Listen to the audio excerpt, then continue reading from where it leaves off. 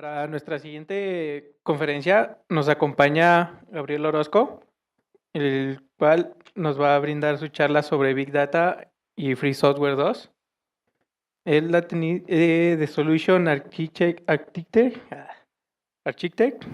en HP Inc. Llegó al entendimiento del software libre a partir de negar todo y luego ponerse a averiguar. Es miembro del grupo de Linux de Occidente y del grupo de Linux de Colima. Se ha desempeñado en diferentes áreas de las tecnologías de la información, como desarrollador de BI en Banca Promex, jefe de sistemas en la Secretaría de Finanzas del Estado de Jalisco, gerente en TI en CP Clarementech y Sumida Electronic Corp de México, arquitecto en infraestructura para Expo Guadalajara, arquitecto de software para Hewlett Packard y HP Inc. Es director asociado de tecnología en TrueLinux, una empresa de consultoría y soluciones informáticas enfocadas en el software libre, además de ser el experto residente en Linux en su trabajo para HP Inc. Un aplauso, por favor.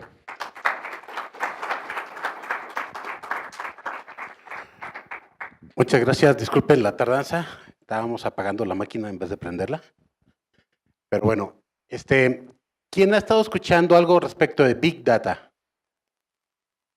¿Nadie ha escuchado nada de Big Data? Ya tenemos unos cuantos. Ok. Ahorita voy a estar hablando de Big Data, pero solamente de Big Data, no de Analytics. ¿Puedes cambiar la siguiente, por favor? Primero que nada voy a separar cuál es el dominio del cual quiero hablar. Resulta que hay muchas áreas que cubren el tema de muchos datos. En donde vamos a empezar a platicar ahorita es en el área de abajo, que es en el área descriptiva, que tiene que ver con la recolección y el masajeo o el manejo de cantidades muy grandes de datos. No vamos a entrar a nada de métodos ni algoritmos que están muy trabajados, ni a la parte sexy del data analysis. Es la parte sexy porque agarras los datos que alguien tuvo que ver cómo consiguió y sacas una gráfica bien bonita y te paras el cuello. Empieza a haber problemas cuando los datos no son correctos, cuando hay poca confiabilidad, cuando ya variaron, y todo esto junto, ¿sí? Es como que el universo completo de los grandes volúmenes de datos. Yo me voy a enfocar en la parte de abajo y su relación con lo demás. Siguiente, por favor. Ok, ¿cuál es el problema que resuelve Big Data? ¿Por qué salió este asunto de los Big Data? Salió porque se empezó a generar cada vez más información. Andaba buscando por ahí una grafiquita que ponía más o menos el tamaño de la información año con año en forma de círculos. Viene siendo así algo como que en 2001 el tamaño es la Tierra y para el 2020 el tamaño es como el Sol, que es pues, más alto que todo esto, ¿no? Y la Tierra es una bolita así. Es el tamaño de la información que estamos generando. Entonces, no se lee muy bien aquí, pero estamos hablando de 30 miles de millones de piezas de contenido que se están compartiendo en Facebook cada mes. 175 millones de tweets están en 65 millones de cuentas, suceden cada día. Imagínense que quieren hacer analíticos en los tweets. Pues resulta que tenemos 175 millones que administrar por día. Ya nada más recolectarlos, administrarlos y luego extraer la información de allí, se vuelve un problema. Sí, en Google, ellos ya estaban procesando en el 2008 20,000 terabytes de datos por día. Si más o menos, ¿alguien tiene un disco de 1 terabyte? Bueno, imagínense 20,000 discos de 1 terabyte que le digan, cópiame ese disco, de este disco a otro disco. Copiar un solo disco ahorita, de una máquina a otra, de 1 tera, puede ser algo que te lleve más de un día. Bueno, de uno a uno. hay más técnicas con las cuales puedes trabajar para poder manejar grandes volúmenes de datos. El asunto es que esto que puse aquí los puse porque son datos accesibles para ustedes.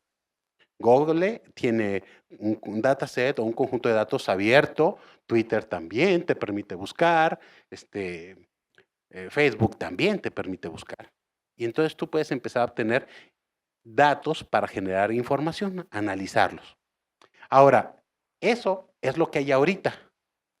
¿Sí? 3.2 mil millones era el tamaño en dólares del mercado en el 2010. Ellos esperan que, bueno, el año pasado, para fines del año pasado, ya había pasado de los 20 mil millones de dólares ese mercado. Entonces, las empresas están gastándole mucho dinero. ¿Por qué le están gastando mucho dinero? Bueno, porque creen que Big Data es exactamente igual a Analytics y que si juntan muchos datos ya van a lograr entender lo que hay ahí. Si alguien siguió la elección de Estados Unidos, más o menos estará conmigo en el hecho de que todos los analistas habían revisado toda la información que les daba, todos los datos y las encuestas, y habían concluido que Hillary iba a ganar así del orden de como 19-1. Y después resultó que sus algoritmos no eran muy buenos, ni sus datos eran muy buenos. Entonces, ese mercado que está creciendo tan grande, está tratando de sacar de los datos la información para poder encontrar la verdad, algo que un experto te podría decir, pero que es muy pocos expertos, no puedes conseguir expertos, pero si ahí están todos los datos y ahí los algoritmos, puedes de alguna manera empezar a extraer esa sabiduría nada más de los grandes volúmenes de datos. ¿Qué más? Bueno, eso no es nada en comparación a lo que viene. Imagínense, se imaginan que su ropa, la camisa tenga su propia dirección IP, los zapatos tengan su propia dirección IP y estén mandándole señales al doctor que diga, es que este compa está pisando demasiado con el talón, para que te llegue un correo de tu doctor que diga, me tienes que ver en una semana, ya están tus plantillas. ¿Cuáles? Si yo ni siquiera lo conozco al doctor, ¿no? Pero eso ya está empezando a surgir, ese volumen de información tan grande que simplemente las direcciones de internet ahorita ya se acabaron. Imagínense si para las computadoras que tenemos, a todas se les empezara a dar una dirección única de internet, a toda mi ropa, a mi refrigerador, una dirección IP para mi tostador, la dirección IP de mi perro. También es importante. Ladra mucho, ladra poco, pues no sé. Todo eso va a tener una dirección IP. Todo. Bueno, ¿cuántos sensores creen que tenga un avión? Tiene decenas de miles de sensores. La información que genera durante el vuelo, no sé cómo la analizan. Ahora imagínense que todos los aviones estén mandando la información en tiempo real, más todos los autos, más tu bafle, tus bocinas, tu cámara, todo esté mandando toda la información que podía recolectar. ¿Dónde la vamos a guardar? ¿Cómo la vamos a procesar? ¿Qué realmente queremos sacar de esos datos? Bueno, Big Data se refiere mucho a esto. El volumen de datos que está colectándose en el mundo está creciendo de forma geométrica. O sea, mucho más rápido que exponencial. Y bueno, por lo menos sabemos que tenemos ciertas formas de datos que podemos analizar, como los datos en la computadora, documentos, sonido, música, video, correos, tweets. Al menos ya tenemos una cierta clasificación de los datos. Pero este es el problema, es una cantidad enorme de datos. ¿Podemos cambiar? Ok. Entonces, ¿qué realmente es Big Data? Big Data lo vamos a definir. Cada quien tiene su definición, ahí les va la mía. Se trata de que cuando el volumen de tus datos o tus conjuntos de datos o datasets es tan grande que tienes que empezar a innovar para poder recolectarlos, para guardarlos, para organizarlos. Después de eso, para analizarlos. y después para compartirlos, no sé, una gráfica, un reporte, algo que diga, no, mira, la respuesta a la última pregunta del universo, la vida y todo lo demás es. ¿Alguien se sabe esa? No. Está en la Wikipedia, por si no lo han buscado, pero ya está la respuesta a la pregunta última de la vida, el universo y todo lo demás.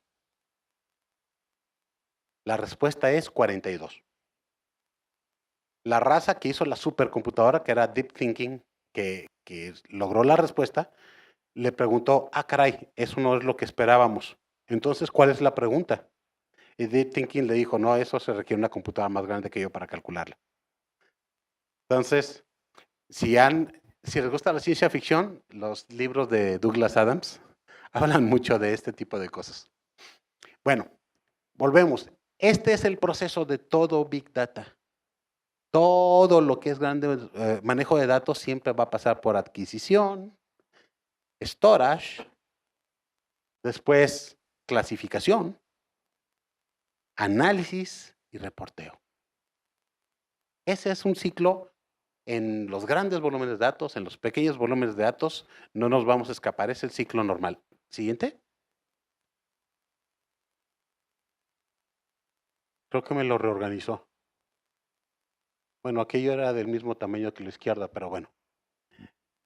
Google se enfrentó a ese problema hace mucho tiempo cuando se les ocurrió querer indexar todo el Internet. Realmente eran muchos datos. Y lo que tenían, por ejemplo, un servidor de archivos que todas las demás máquinas compartían, no escalaba a miles de millones de registros, ni a millones de millones, ni a miles de millones de registros. Ni le voy a seguir. Entonces, decidieron utilizar todo el dinero que tenían para contratar a las mejores mentes que pudieran encontrar y los pusieron a resolver este tipo de problemas.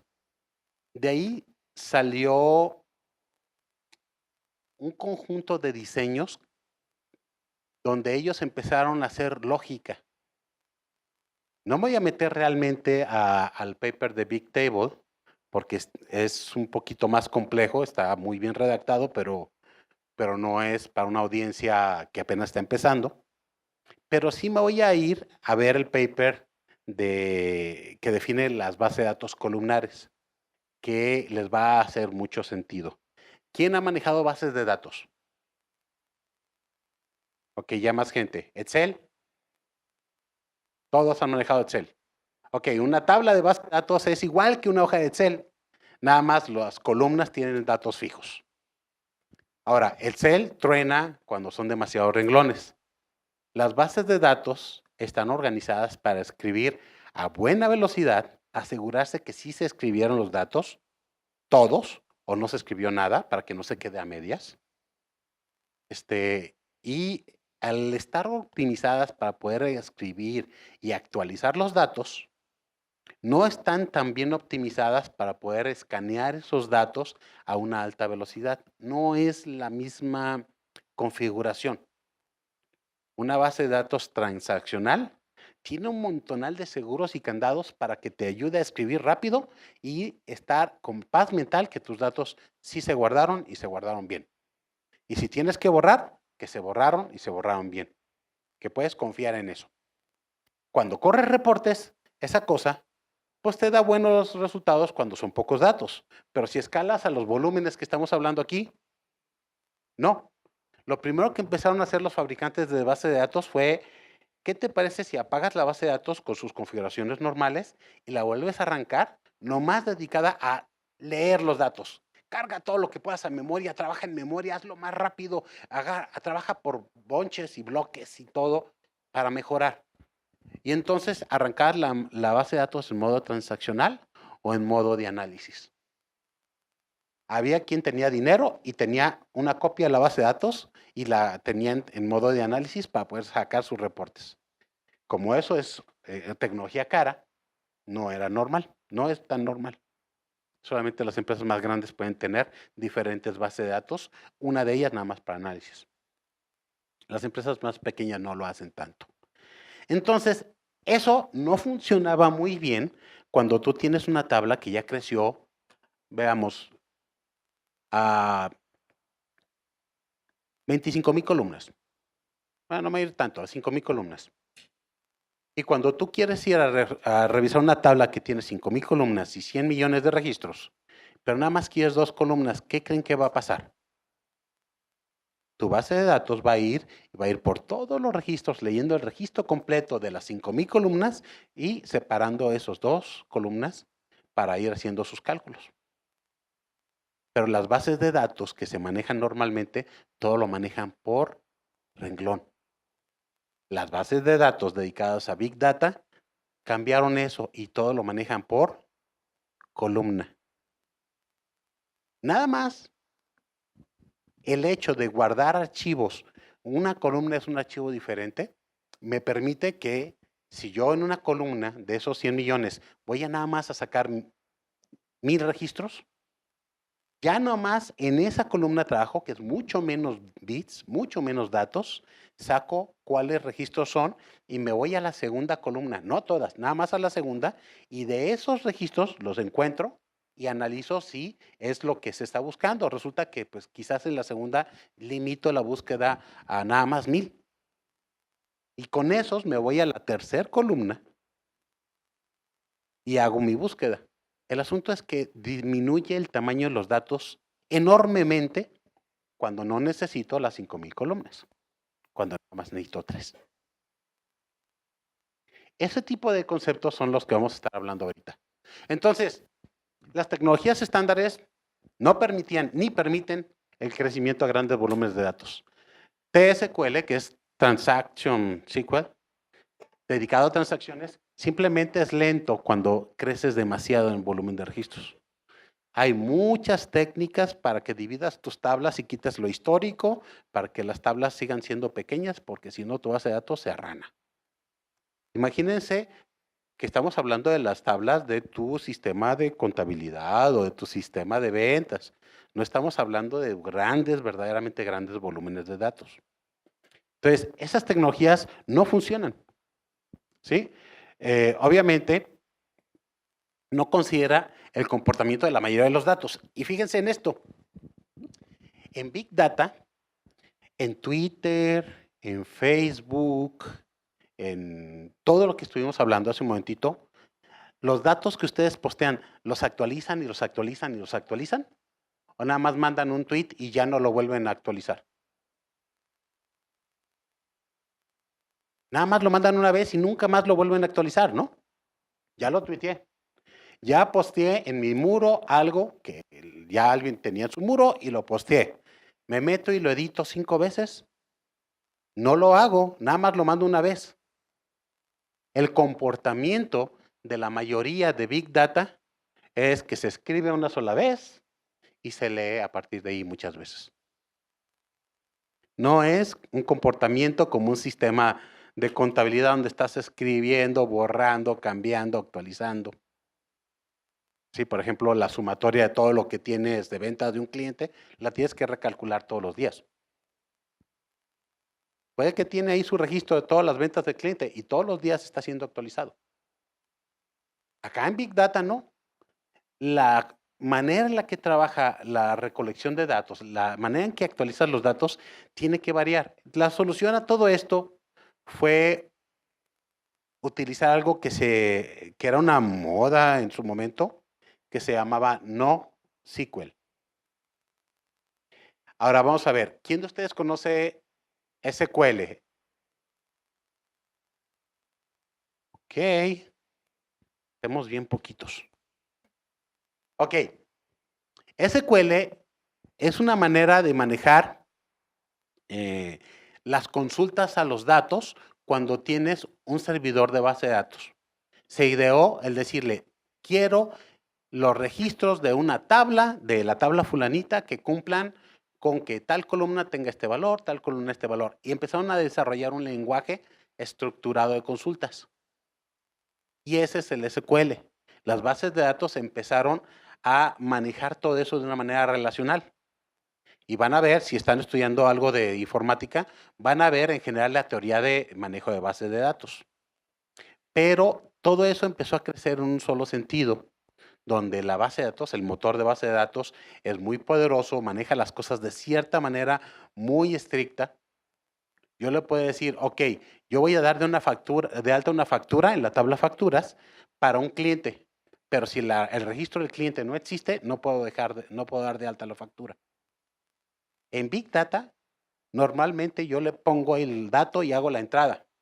Y después tengo herramientas para revisar si realmente di de alta un cliente que no estaba de alta en la base de datos de clientes, en la tabla de clientes.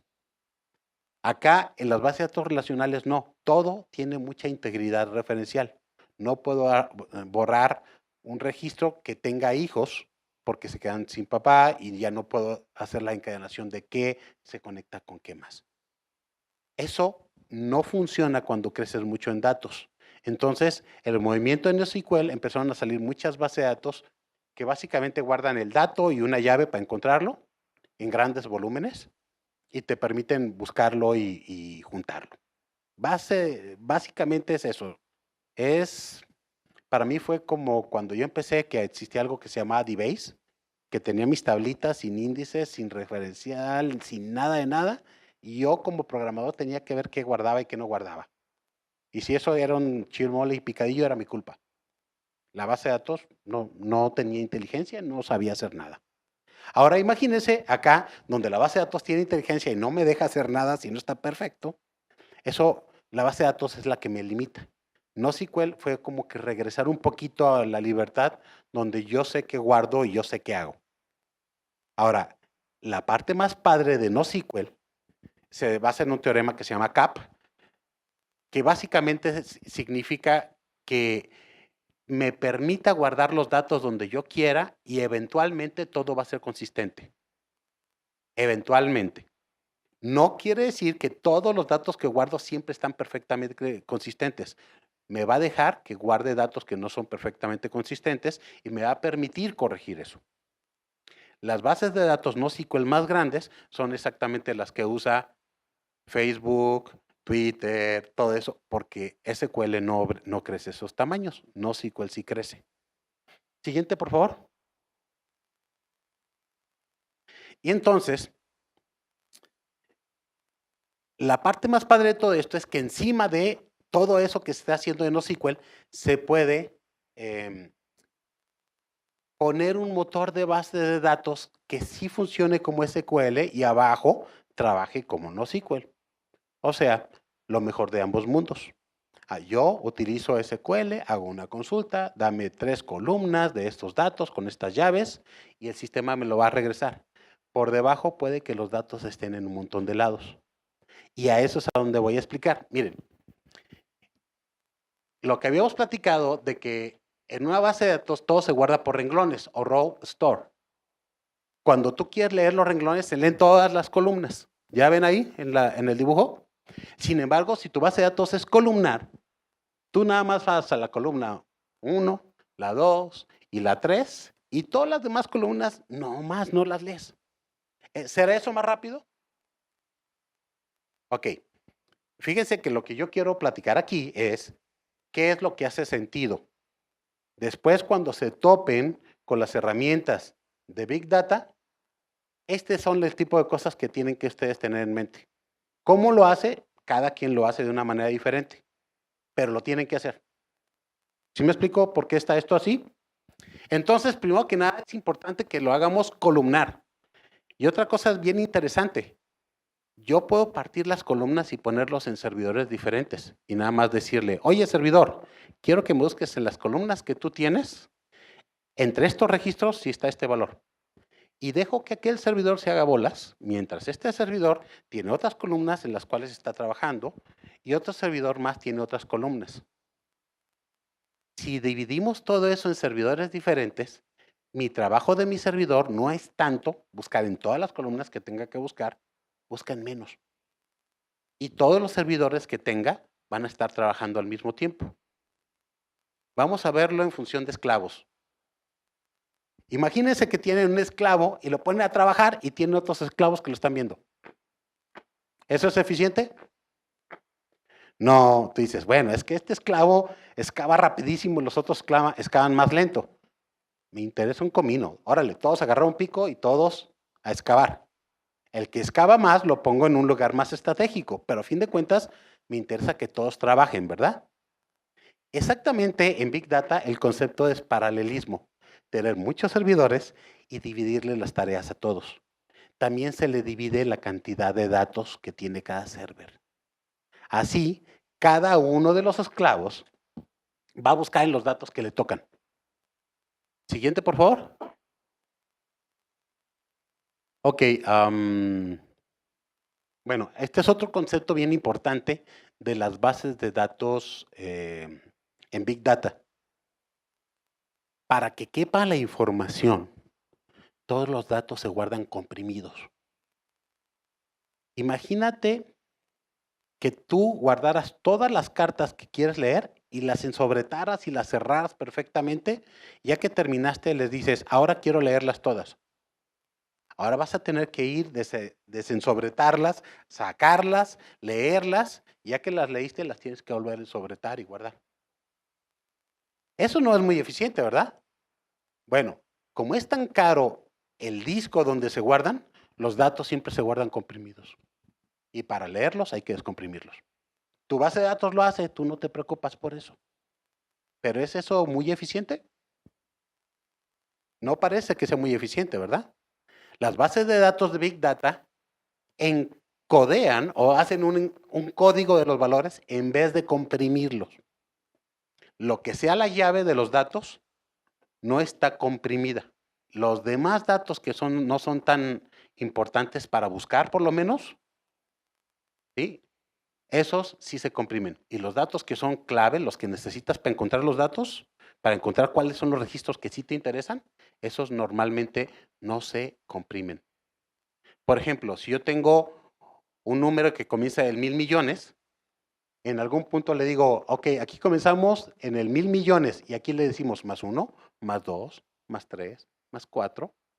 ¿Y qué es más eficiente? Pues sí, porque tengo un número muy pequeñito y eso es más rápido de leer que un número muy grande y analizarlo. O si tengo fechas. Es más, hay bases de datos que se van al extremo. Comprimen la información de esta manera. Fíjate que todo tiene una columna que es la del año. Ok, ¿y cómo la vas a manejar? La voy a ordenar por el año y lo voy a poner 2016, 16 registros. 2017, 200 registros. 2018, 4 registros. Y ya. ¿Cuántos registros tiene esa tabla? 3. ¿Por qué? Pues porque llevo 3 años. ¿Eso es comprimir datos? Bueno, si lo explotas a todas las transacciones, digamos que tuviste una por día, 365 registros de tu tabla por día, estás hablando 1,000 registros, pero en realidad tienes nomás 3 allí. Es rapidísimo.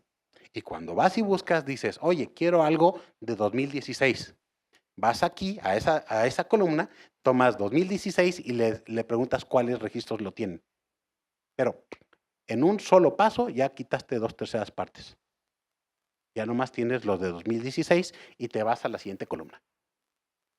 Es bien rápido, es increíblemente rápido codificar los datos en vez de comprimirlos.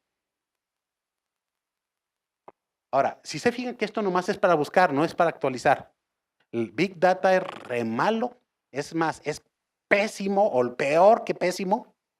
Es como la mamá de tu novio o la mamá de tu novia vigilándote en una cita, maestro. O peor. O actualizar datos o borrar datos en Big Data es la muerte.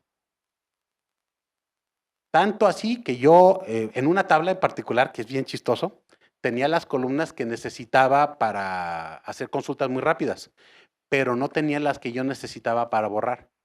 Entonces, tenía que, me falta una columna para la llave. Ok, de estos, ve y consíguete de todos los datos, cuáles son las llaves posibles, encuentra por fin, por inferencia, cuál era el registro que querías borrar y bórralo. Y yo podía escribir en esa tabla así alrededor de 60,000 registros por segundo, pero para borrar me tardaba hasta 5 minutos por registro. Así estúpido, simplemente ¿Quién hizo esto? Oye, ponle la columna para que utilizas a la hora de borrar, ¿no? No seas así, toda la base de datos está ranada porque quieres borrar 1000 registros y está ocupadísima tratando de determinar cuáles son.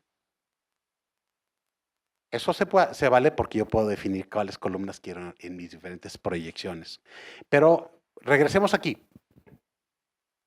Los datos se codifican y los datos no importantes se comprimen. Siguiente.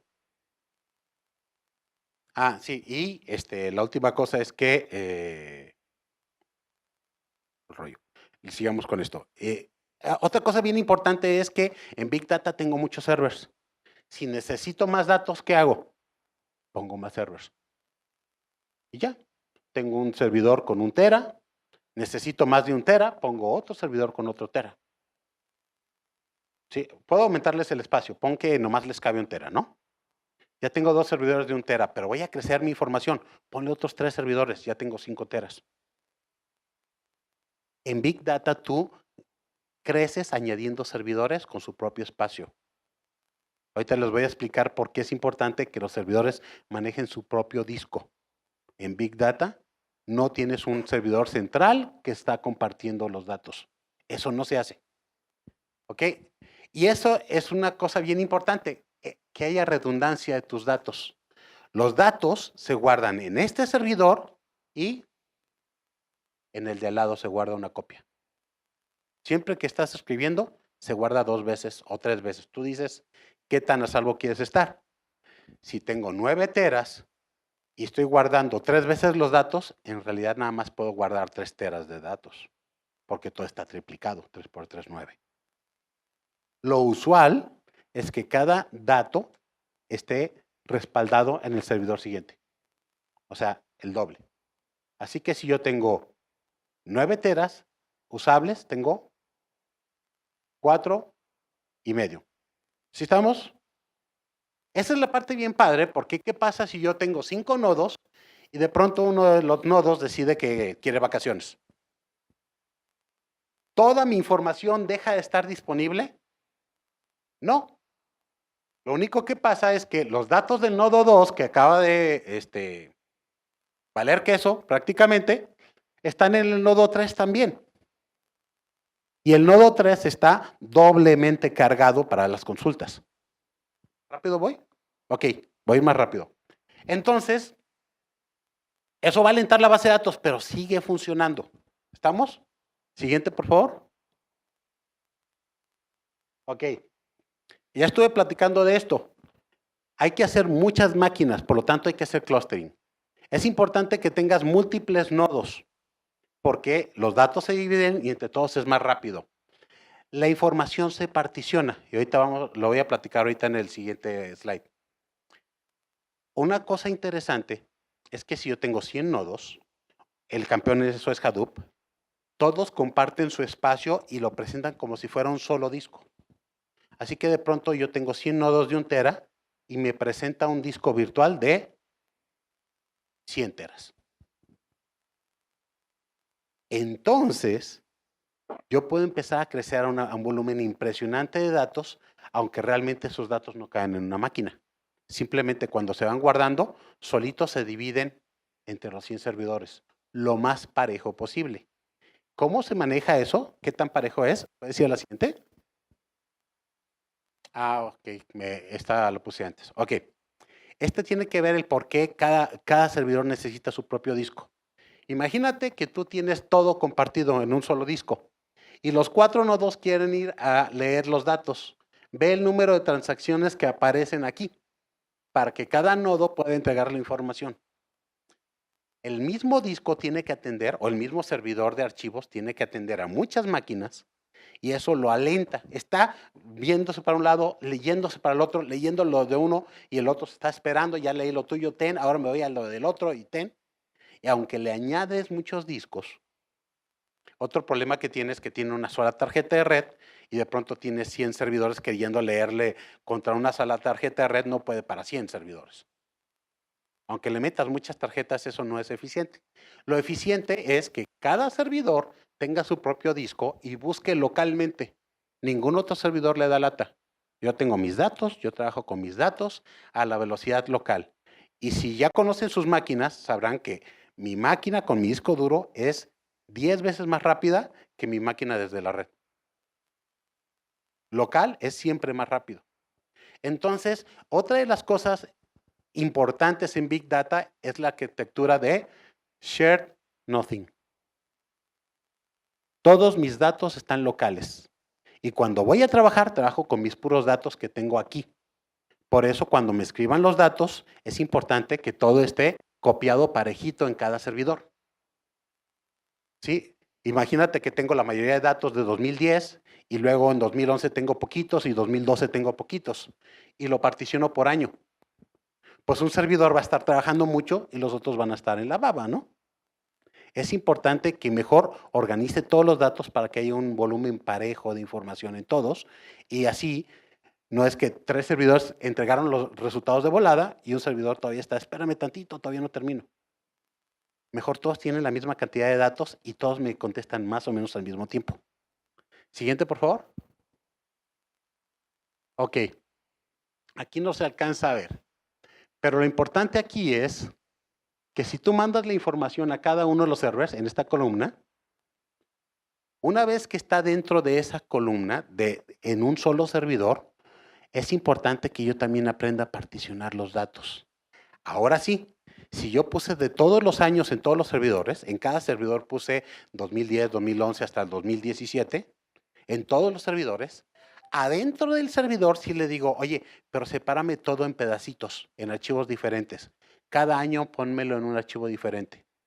¿Por qué? Porque hago consultas por año. Así, cuando yo digo 2017, dejo de lado los archivos de todos los demás años y me enfoco nomás en uno solo de las transacciones de este año. ¿Es eso más eficiente que buscar en todos los archivos por parejo? Es mucho más eficiente simplemente dividir en dónde buscas. Y entonces, la información que ustedes guardan en Big Data se tiene que compartir en todos los servidores de una manera pareja y dentro de cada servidor se tiene que segmentar de acuerdo a cómo piensan consultarla. Este mismo esquema que les estoy mostrando es lo que sucede. ¿Quién tiene tarjeta de crédito, por cierto? Ok. ¿Les ha pasado que pasan la tarjeta y de inmediato ya está llegándoles un correo con lo que les van a cobrar? ¿O de inmediato les está diciendo, no, no se vale, no pasa la tarjeta? ¿O un fraude? Él les dice, oye, esta tarjeta está desactivada. ¿Cómo es que el banco sabe tan rápido si tiene miles de millones de tarjetas? Realmente ellos hacen este mismo esquema. Dividen todos los datos, lo agrupan y entonces cuando necesitan ir a buscar para ver si te autorizan la transacción, van y buscan un segmentito pequeñito nada más y ahí buscan y encuentran de inmediato. Todos los bancos utilizan Big Data. Ya estamos casi al final. Ya voy a terminar. Siguiente. Ok. Así es como funciona Hadoop, que es el rey de Big Data. Divides todos los datos en muchos servers, parecen estar en un solo disco, el Hadoop File System es lo del medio, ¿sí? Tú utilizas un programa que mapee datos. Puedes tener datos de video y hacer un programa que mapee caras en videos. Y tu programa mapea eso, lo extrae y luego reduce y te dice, encontré en el video que pusiste 20 caras diferentes. Eso es lo que hace Hadoop, mapea de alguna manera, aunque sean datos no lineales, audio, video, lo que sea, y luego te escupe un resultado que tú ya puedes tratar como datos. A veces no funciona con una sola pasada. Entonces voy y agarro esas 17 caras y las vuelvo a mapear en algo que me diga si es la misma persona volteando diferente. O sea, ¿cuántas caras realmente hay? Y ya me escupe y me dice, pues realmente nada más había 4 personas. Ah, ok. Entonces tú pasas diferentes segmentos de MapReduce y al final tienes algo que extrae esos datos y te los entrega. Y se acuerdan que habíamos puesto que tenías que recolectar la información, guardarla, la recolectas, aquí copy from local, la guardas en el Hadoop File System, la mapeas, la analizas y luego reporteas. Es como funciona Hadoop, es como funcionan todos. Siguiente. Voy a pasar poquito. Otra vez, esta es otra versión de cómo funciona. Mapeas, particionas los datos. Particionar significa qué datos tengo en cada server. Acuérdense que hay un montonal de máquinas. Pueden ser 3, pero para esta plática son un montonal. Ordenas, agrupas, reduces y vuelves a entregar un resultado. Y Hadoop es un montón de pasos de lo mismo. Siguiente, por favor. Ahora, Hadoop tiene todo este ecosistema. Este ecosistema tiene que ver con dónde están las fuentes de datos. Ya les había platicado este mismo esquema. ¿Cómo obtienes los datos? Esta es la capa de integración. Yo en HP estoy utilizando muchísimo Scoop, que básicamente se conecta a base de datos con ODBC y saca datos. Te puede entregar, no sé, 100 millones de registros en un par de horas o una hora, dependiendo de dónde se conecte. Pero hay muchos más. Después tienes una máquina de eventos por ahí. No la usamos nosotros, pero eso es, si llegó un dato, automáticamente cárgalo. O si alguien cargó información, automáticamente avísame. Por ejemplo, de eventos es buena para lo de las tarjetas de crédito. Hubo una consulta y no pasó y hace una serie de alertas, ¿no? Storage Layer, básicamente, en Hadoop todos son archivos. Todos son que puedes escribirlos una vez y cuando terminaste de escribirlo, el archivo ya solo lectura, no lo puedes actualizar. ¿Quieres borrar un renglón, amigo mío? No hay problema. Lee ese archivo y escribe todo menos un renglón y borra el anterior. Eso sí se vale. Pero no se vale que lo estés editando y cambiando un solo bit, un 1 por un 2. No se vale eso en Big Data. Eso, como normalmente escribes una sola vez, hasta ni siquiera está permitido. Mejor escríbelo una copia y ya, porque casi nunca se actualiza nada. Luego, encima de eso pones MongoDB, que es una base de datos no SQL. Puede tener esos archivos como entrada y presentártelos como un SQL. HBase, que es básicamente la base de datos de Google, como hace todo Google, pero software libre, lo pueden poner en su casa, en la máquina que quieran. Hive es el que estamos usando nosotros. Tenemos no sé, son como 6 petabytes de datos lo que estamos trabajando ahorita. Y todos son archivos y la definición de la tabla es, este archivo está organizado en estas columnas de este tamaño. Ahora sí, léelo y quiero hacer una consulta. Y Hive agarra ese archivito y te lo presenta como si fuera una tabla de una base de datos. Es la onda. Hadoop, todo está encima de Hadoop File System. Después la capa de proceso, MapReduce, hay otros más, pero la más importante y la más interesante se llama Spark. Spark es la versión 2 de Hadoop y es una cosa que vuela. Es 10 veces más rápido que Hadoop normal, básicamente porque no hay magia. Carga los datos en memoria, te requiere que tengas más memoria en los servers y trabaja todo en memoria. Y después, cuando terminó, ya guarda. Cuando haces eso, en vez de estar jalando cada dato, sino que jalas de bloques completos, es más rápido. ¿Mande? La memoria es más barata que antes. O sea, y ahorita ya los servidores que tenemos todos de entrada tienen 380 gigas de RAM. Y hay servidores grandes que sí ya tienen 1 tera de RAM. Pero esos no tenemos nosotros. Inclusive todo esto, y voy a brincarme un poquito alguna de las cosas. No lo tenemos tampoco físico, lo tenemos en la nube. Tampoco tienen que comprar hardware. Pueden poner unas cuantas máquinas virtuales. A dónde voy es, Hive es la onda, Spark es la onda para ver esto. Usamos Pentaho para poder analizar los datos. Es una de las muchas cosas que utilizamos. Y al final todo esto se programa en Java. Siguiente, por favor. Ok. Big Data con software libre. Casi todo lo de Big Data es software libre. Siguiente, por favor. Esas son algunas de las herramientas, son las más usadas. Todas tienen su proyecto de software libre, todas las pueden bajar y utilizar. Todas se conectan entre sí. La inmensa mayoría se conecta entre sí y les permite analizar la información. ¿Sí? Vamos. ¿Se les hace que está complicado eso? Siguiente, por favor. Eso era en el 2014. En el 2015 se organizó un poco más. Algunos compraron a algunos otros, integraron las tecnologías y el mercado está empezando a madurar. Ya está empezando a madurar el mercado, hay un poquito menos proveedores con muchos más capacidades, no hay que aprender tantas tecnologías diferentes, ¿sí? Sin embargo, todavía hay mucho espacio para crecer y para inventar, ¿sí?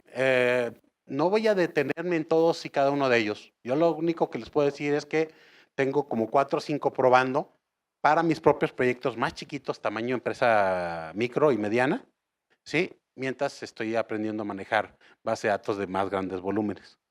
Todos hacen exactamente lo mismo, ponen los datos en múltiples servers, son más rápidos si son columnares, si yo parto los datos dentro de la misma máquina, las consultas son más rápidas y más eficientes. Todos tienen que hacer lo mismo. Siguiente, por favor. Ok, aquí es donde iba a platicar que no tienes que comprar infraestructura, puedes ponerlo todo en la nube y no necesitas comprar. Puedes poner unas cuantas máquinas y hacer todo un análisis, toda una recolección de datos sin comprar, sin pagar mucho. Siguiente, por favor.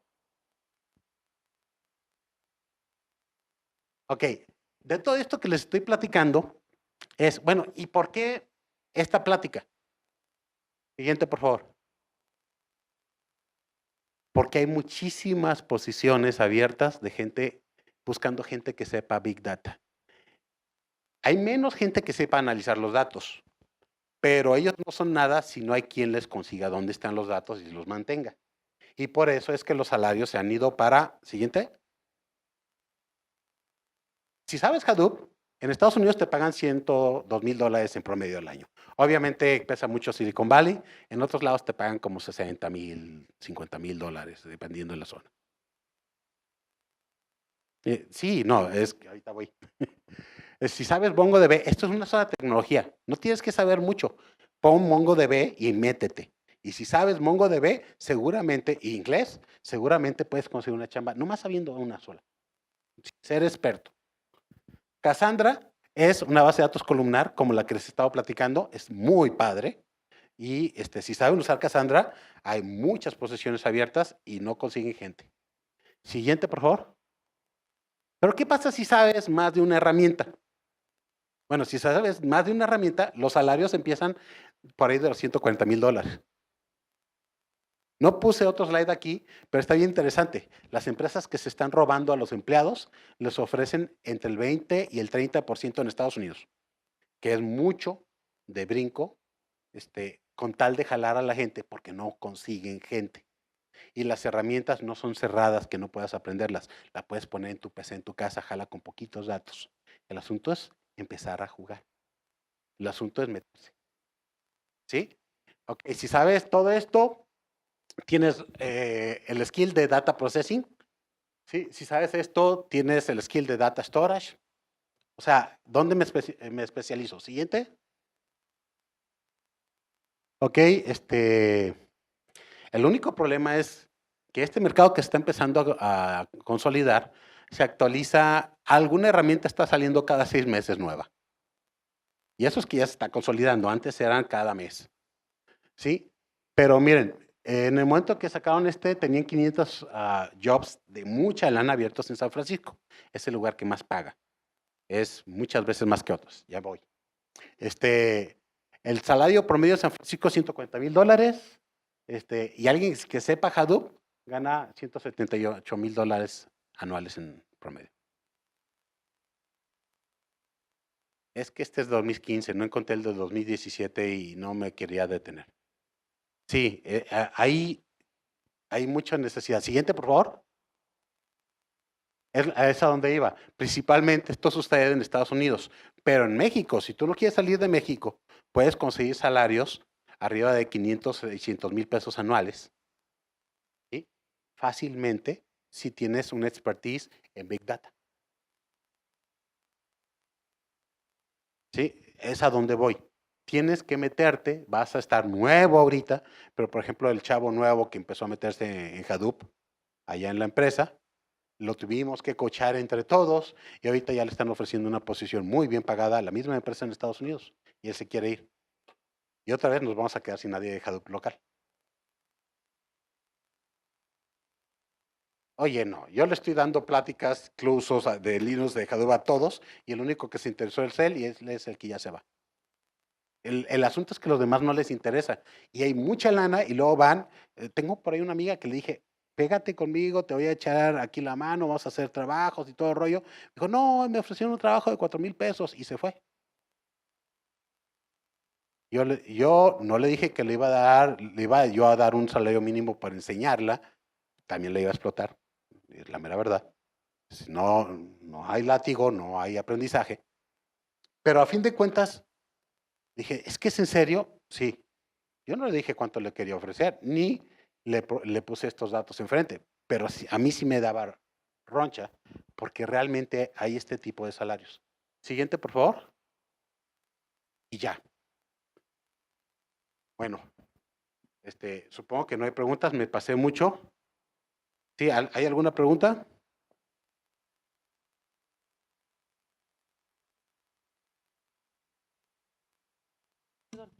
Sí, o sea, ¿qué tan práctico, qué tanto se utiliza de manera práctica el uso de estos datos, grandes volúmenes de datos en México? Bueno, no quise poner más, de hecho, cuando empecé a hacer la plática me enfrenté a una sobreinformación. Tengo unos cuantos infogramas que te pueden mostrar lo que es la industria de marketing. Big Data ya es el mínimo común denominador en México, no en Estados Unidos, en México en marketing. Si no sabes quién es tu cliente y no sabes si el que te habló de 5 números de teléfono diferentes es el mismo cliente que compró ciertas cosas y que sus máquinas ya van a dejar de funcionar en 3 meses y que es hora de que le mandes una oferta, entonces estás frito, porque los demás sí lo saben. Buen mercado de trabajo, entonces. Claro que sí. Otra pregunta, ya merito. Sí, o sea, me pregunto, bueno, supongo que esto no lo debes de saber tú, ni nosotros sabemos, ni mucha gente lo sabe, pero me pregunto, ¿por qué si en Estados Unidos compañías tan grandes como estas, ¿cómo se pueden decir?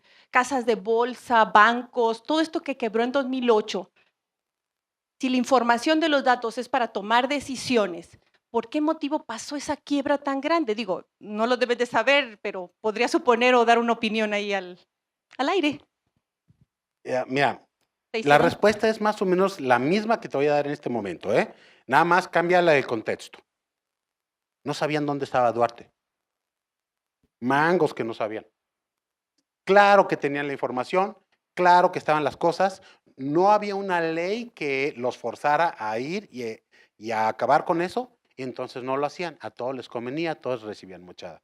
Estados Unidos es lo mismo que México con más lana. Es más, hasta tiene un presidente que nomás no. Ok, siguiente, por favor. Gracias. ¿Me pasé? ¿Cuánto? Ya. El Centro Universitario de Ciencias Económico-Administrativas otorga la presente constancia a Gabriel Orozco Ruiz por su valiosa participación como conferencista en el Festival Latinoamericano de Instalación de Software Libre, CUSEA 2017. Un aplauso, por favor. Gracias. Gracias.